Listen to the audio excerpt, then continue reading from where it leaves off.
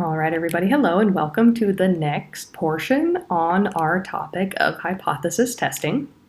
So last time we discussed how to conduct a hypothesis test. So what we're going to talk about here is some other considerations when we do conduct a hypothesis test. So I will take you to the second half of our hypothesis testing slides here. So first and foremost, most importantly, when we're talking about hypothesis testing, is it is based on probability. And probability is imperfect, as we discussed before. Even if something's very unlikely to happen, there is still a chance that it can happen. So in hypothesis testing, we can find a significant result just due to chance and maybe not due to an actual effect in the variables that we are measuring. So these are a little bit verbose, the definitions of type 1 and type 2 errors that we'll be discussing here, but just kind of hang tight for some examples here. But let's read through this. So a type 1 error is when a researcher rejects a null hypothesis that is actually true. All right? Rejects a null hypothesis that is actually true. All right? So that's something we call a false positive. Because if we reject the null hypothesis, we're suggesting that there's some evidence for the alternative. In this case, there's actually not. So the researcher concludes that the treatment or whatever relationship we're investigating does have an effect when in fact it doesn't have any effect. So this can be serious, of course, if it makes it out of the hands of your own research, because people will take your findings at face value most of the time, right? If you say that there's a significant difference between two variables, people are inclined to believe that, right? But there's the possibility that this was due to an error. And how likely is it that we encounter one of these errors? Well, it's the same as our alpha level. So alpha determines the probability of committing a type 1 error. It's the same as our alpha value. So if we use our classic alpha value of 0.05, we have about a 5% chance of committing an error. And you might think to yourself, that seems kind of high, right? That we have a 5% chance of making an error in any of our conclusions. But this is why our hypotheses, our predictions, are usually based in some other science, right? Something else that we already assume to be true or something that we suspect to be true.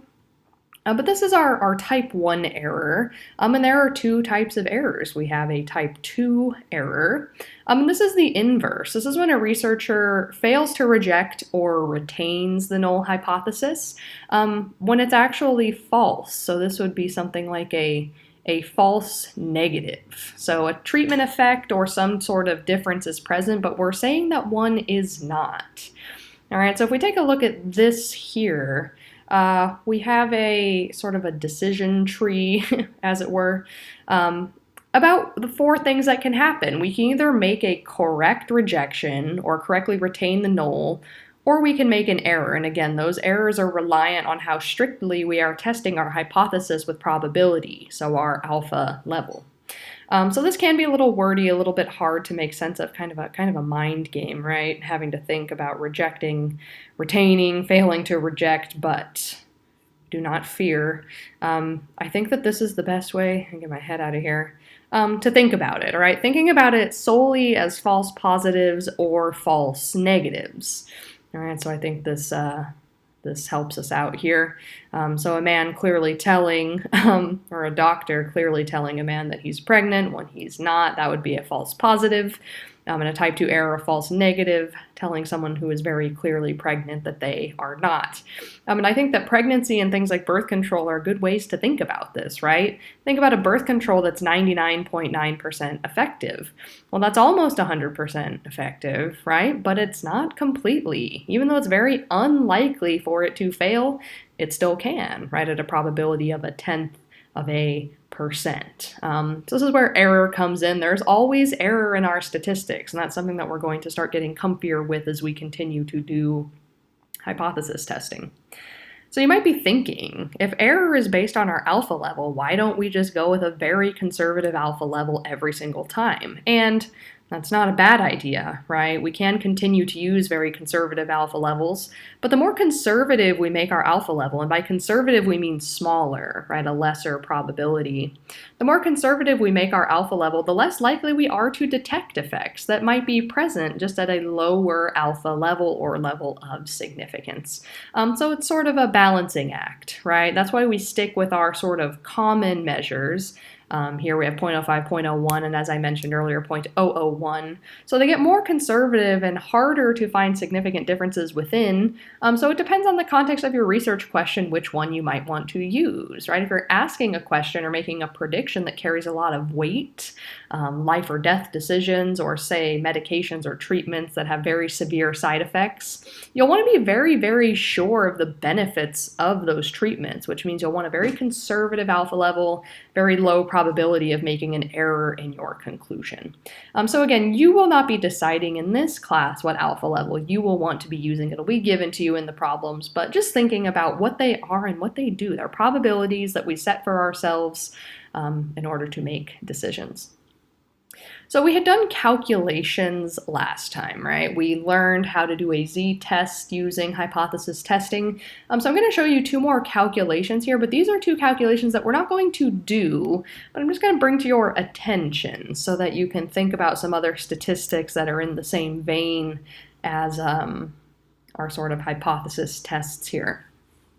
And the first one is something called effect size. And I like to talk about effect size when we talk about p-values because it's a controversial topic, the p-value, right? People ask or question, why are we still using the p-value in statistics when we know it is prone to error?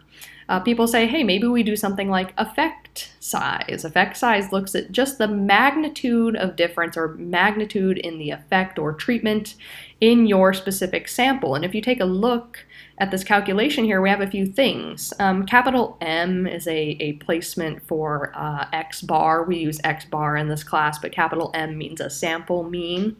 So here we have a sample mean minus a population mean over the population standard deviation. And remember our population parameters, remember these aren't called statistics, they're called parameters. Population parameters are often assumed based on previous information. So effect size is suggested to be used instead. Effect size gives you a measure somewhat like a correlation, like we'll learn later. It gives us a score on something from about 0 to 1 for strength or magnitude of effect, but it ignores inference or inferential testing to other samples. It's contained within your own sample. So this is kind of a larger overarching idea in the class, which is that statistics are not perfect. They are tools that we use to draw conclusions, but there's still debate over the best way to do this. So for now, effect size is often used in conjunction with p-values and alpha levels, but there's some push to kind of perfect our decision making and shift more towards something like this.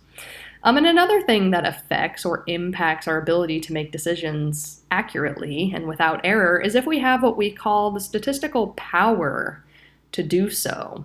So power is another probability, and it's the probability that we will correctly reject a false null hypothesis. Basically, it's if we will make the correct decision, right? If we will detect an effect if it's actually present.